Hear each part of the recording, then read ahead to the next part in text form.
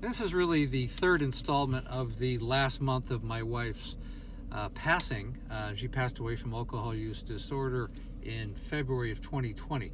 Now, the last day was really the most difficult because it was such a rush to get there. We thought we had more time, and then they called me the day before saying that her blood pressure has significantly dropped and to get there as soon as possible. So I went there with her best friend who lived close by, and her mother eventually came, and her sister and her niece. So there was 5 of us in the room. And at the very last moments, they asked us if we wanted to play music and things like that, and I said no. And when we first got there, really Amanda looked like she was already dead. I mean, she wasn't moving, and there was no consciousness there. You felt no energy coming from her. Apparently her heart was still working, but barely. So they proceeded to unattach the kidney dialysis machine, the breathing apparatuses, a lot of the IVs that were keeping her alive. And then they left. There was 2 nurses and a doctor, and they went in the other room, and they came back, and they just kind of announced it that she had passed. And that was really the end of it, which was very uneventful, unfortunately.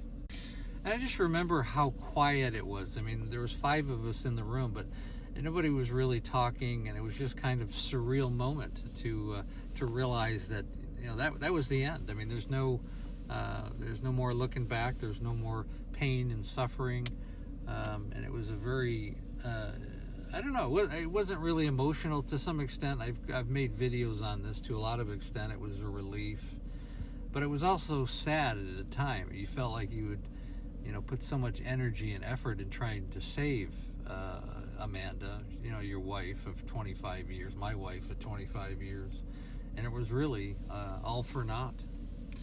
And really the whole point of this video is for other people to understand that this is the end of the road, and it's not as rare as you might expect, and this should be really a cautionary tale. It should be cause for pause to understand what you're doing. If you are consuming alcohol in a mass dosages on a regular day, and how it's affecting your health and your family and your relationships, it's very important to understand that. And the road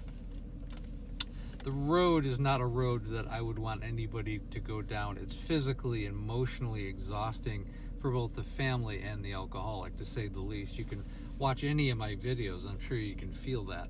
And the reason why I make these videos now is really to help other families, other alcoholics as well, to recognize that if they're going down that road, that it's time to start working on yourself and make it a priority, because this is not the direction you want to go. And then after she passed away, I realized I just needed to get out of the room and get out of the hospital for a little while. So I walked down outside, and they had like a cafeteria, and I walked outside there, and there's a place to sit down, a bench.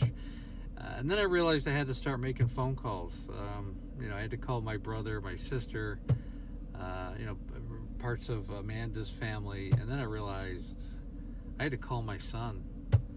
And that was a tough conversation, because when he answered, he kind of knew what was already up.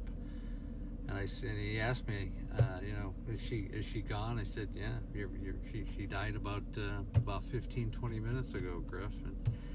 And he cried, but he was like, thank God she's not in pain anymore.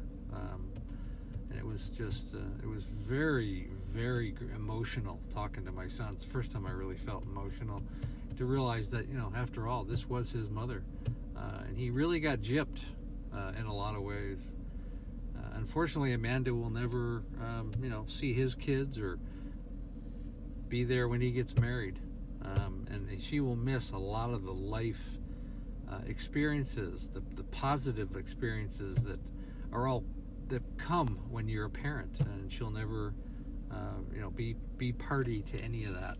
And really, the last thing I have to say, if you find yourself in this situation, or you have a family member in this situation, to reach out and seek help. I mean, there's AA, there's Smart Recovery, there's all kinds of groups. Or reach out with somebody like me if you want a more customized approach, because I help the family and the alcoholic. But do something. Don't allow it to continue in your life. because it is a dreadful, dreadful road to head down. And again, please like, share, and comment if this resonates with you. And again, we have the Facebook group called An Alcoholic in the Family. And I go live every day, Monday through Friday, around 6 o'clock Pacific Standard Time, 9 o'clock Eastern Standard Time. And again, thanks for listening.